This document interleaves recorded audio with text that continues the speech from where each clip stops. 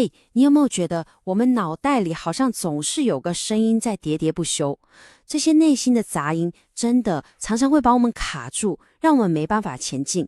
所以今天我们就要来聊一个很简单，但却超级强大的方法，让你能够真正的拿回主导权，主宰你自己的心。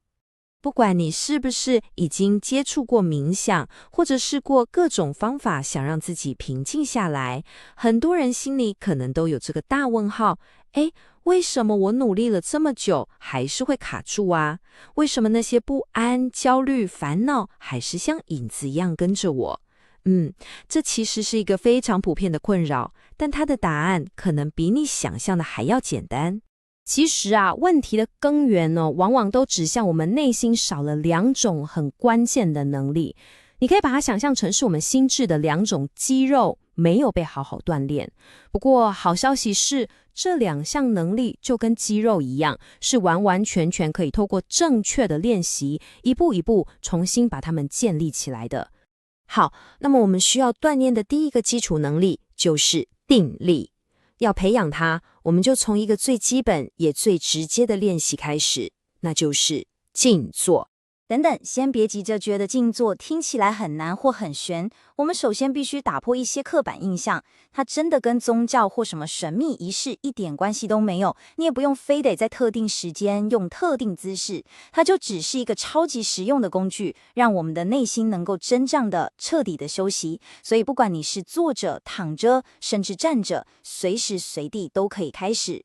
所以这个定到底是什么意思？用最简单的话来讲，就是4个字：万元放下。你想象一下，就好像你暂时把大脑里那个讲个不停的声音给关掉，让你的心智能够真正的进入一种前所未有的深度休息状态。那具体要怎么做呢？方法真的非常简单。首先，找个舒服的姿势放松，然后把所有注意力轻轻地放在一个点上，比方说感受你的呼吸。好，接下来是关键哦，你的心一定会飘走，一定会分心，这超级正常。重点从来都不是不分心，而是当你发现自己走神的时候，不要骂自己，也不要挫折，就是温柔的一次又一次的把注意力再带回来。就是这个带回来的动作本身就是锻炼。古人说的咬定青山不放松，我觉得就完美的解释了这种练习的态度。这不是一种很用力、很紧绷的状态哦，它是一种很坚定但完全不僵硬的决心。不管你脑中飘过什么想法，你的专注点就像那座青山一样，稳稳的在那里。你知道它在那里就好。所以，请你一定要记得，练习的目标从来就不是要让脑袋一片空白，那是不可能的。真正的进步是什么？是当那些思绪的浪潮打过来的时候，你不再轻易的被卷走，而是可以像一个很重的船锚一样，稳稳的待在原地，看着那些浪来来去去。OK， 所以当我们这个叫定力的船锚变得越来越稳固之后呢，我们就能够进入到下一个更深刻的层次。这就是我们的第二步，从定的力量里面去唤醒觉的智慧。这个觉，也就是觉察或觉知，是一种更开阔的能力。如果说定是让我们专心，那觉就是让我们从念头的参与者变成一个观察者。你开始能够单纯的知道你正在经历的一切，不管是外面的声音，还是里面的想法。最重要的是，在你和你的念头之间，创造出了一个非常宝贵的空间。那定跟觉到底差在哪里？这个比喻可以帮我们理解。定就很像一盏聚光灯，你主动的把所有的光线都集中在那一个点上。那觉呢？它比较像是把灯光调成广角模式，温和的照亮整个房间，被动的容许房间里的所有东西都如实的被看见，你不去干涉它。好，现在我们来用一个非常深刻的比喻，来真正的感受一下觉到底是什么。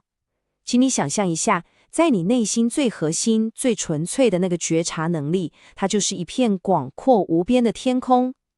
那么，你所有的念头、所有的情绪和感受，不管是好的、坏的、快乐的、悲伤的，它们就像是天空中来来去去的浮云，有时候是晴朗的白云，有时候是阴郁的乌云，但它们都只是暂时经过的现象而已。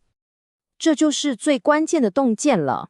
你看，无论天气怎么样，不管是狂风暴雨还是晴空万里，天空本身，也就是你的觉察，永远都在那里。它从来没有被任何一片云朵给改变过或者伤害过，它永远都是稳定清澈的。这句话真的点出了觉察的精髓。练习静坐，其实不是为了把烦恼赶走，而是学会和你的烦恼坐在一起。你开始学会去允许它们存在，就像天空允许乌云飘过一样，你只是看着，不抵抗，也不跟着它跑掉。好，理论我们都懂了，感觉好像很不错。但最关键的问题来了，要怎么样才能把这些练习真正带进我们每天的日常生活中呢？现在我们就来看看怎么搭起这座桥。其实随着练习，你会慢慢发现，这种平静的专注跟觉察，可以很自然地延伸到你生活的每一个片刻。比方说，走路的时候，去感觉你的脚底跟大地的接触；吃饭的时候，真正去品尝每一口食物的味道。渐渐的，你会发现，你的整个生活都变成了一场动态的静心练习。如果我们要用一句话来总结这次解析的核心转变，那绝对就是这个：我们一直以来都把自己当成是那些来来去去的念头和情绪，但透过练习，你会发现你不是他们，你是那个更广阔、更稳定的背景，那个观看着这一切的觉察本身。所以最后，我想留给你一个问题，你可以去深深地感受一下。当你超越了脑海中那个喋喋不休的声音，超越了所有你为自己贴上的标签和人生故事，那剩下的那个纯粹的觉知的存在，究竟是谁呢？